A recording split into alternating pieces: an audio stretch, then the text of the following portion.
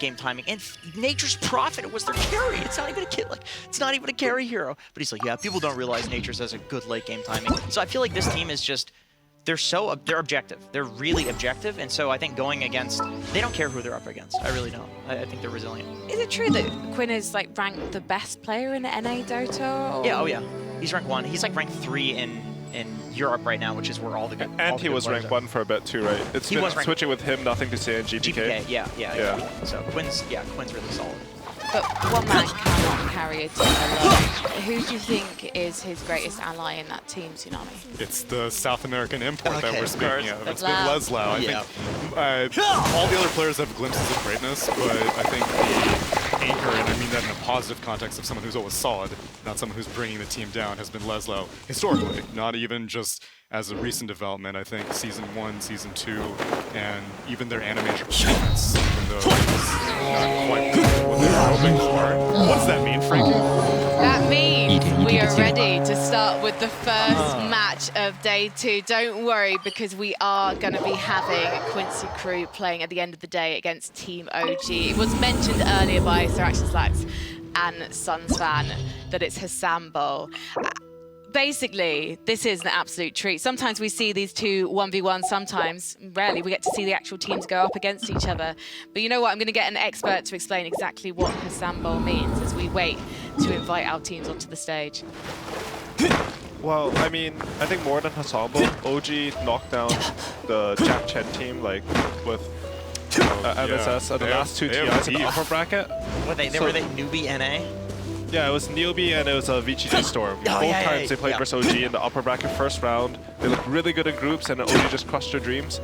And this time it's a little bit of a revenge story because it's a change of scenery. You know, OG, they've never been to the lower bracket. It's true. They don't know what it's like down there. Thompson's 100% TI main event win rate has been shattered at this point. NA, we're used to the trenches. Oh yeah. Well, we were born there. We're molded in the trenches. You know, I think Quincy Crew showed during the group stage, they said it, that they had some lows and it can't get worse. And so I want to believe that Quinn is resilient. I want to believe that Quincy Crew is resilient, but like this is OG we're talking about. I mean, do we really think that they care about lower bracket? They've won 2 TIs. Every single year, people are against them, including this year. And now it's just mounting even more. I kind of feel like, again, this is just gonna fuel them. This is the pressure that they are not getting from the crowd because, you know, no crowd, but now they're lower bracket. They're like, okay, now we're good. Now we're in our prime zone. OG felt like they didn't have enough haters. Yes. Because this year, people are like, you know, they won twice. So they had to drop down to a lower bracket. That's what you're saying. That's exactly to right. encourage the haters to fuel them. Right. I can see that, actually. It's about that fuel. makes sense. Yeah. I've got a desk of NA panelists, and I forgot, if you give them an inch and you ask them a simple question, the answer to which is called Sambo, because Yawa, position 1 of Quincy Crew, and Sameo, position 1 of OG, are actually brothers, and they're going to be going up against each other later today, and therefore it's going to be really exciting. You know, if you asked for that answer, you're going to get a load of people fanboying about Quincy Crew and talking about USA. There's the chart. I was fanboying OG, okay.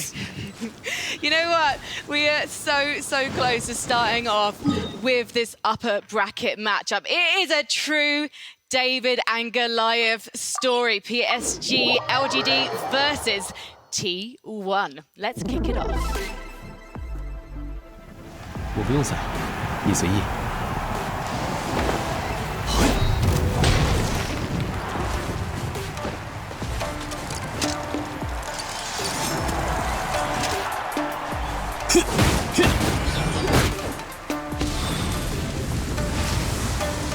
Here they are from SEA.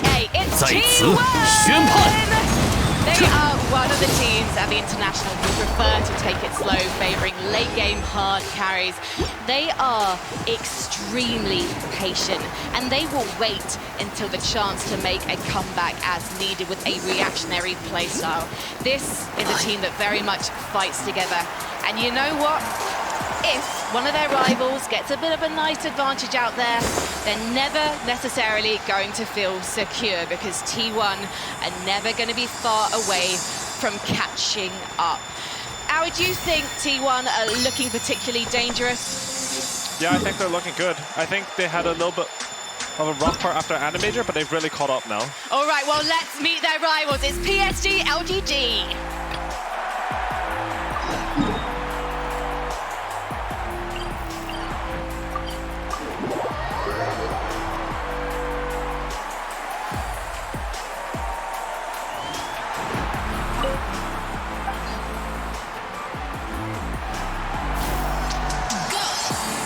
PSG.LGD, a team with a true international legacy.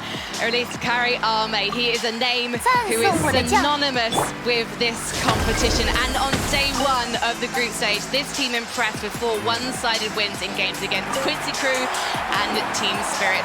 One of their games lasted more than 30 minutes, but the rest of them were absolute barnstormers. And this Chinese squad has never once looked in jeopardy since arriving in Bucharest, Romania. So as they walk up the steps to their player booth, they're going to be getting very comfortable indeed, because they expect to be playing in it quite a few times over the next few days. But let's find out just why these guys are so scary.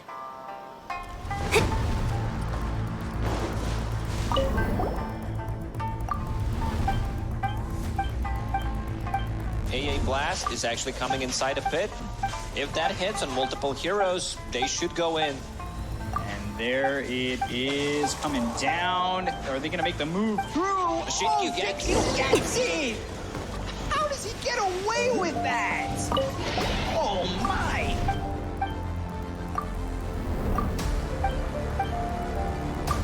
They could actually just commit for the roast with the Wukongs. They're going to try it. Down the south. Mars, pretty goddamn tanky. She can hold the kick out. Got the massive play. Queefa, he loses the Wukong's command, but now will terrorize Arme. He's in. Battle track pop. Do they have the extra control? Queefa trying to get a little bit of distance away, but Arme, he's locked on his target. Once again, Box hits such an important ultimate, but it will not matter.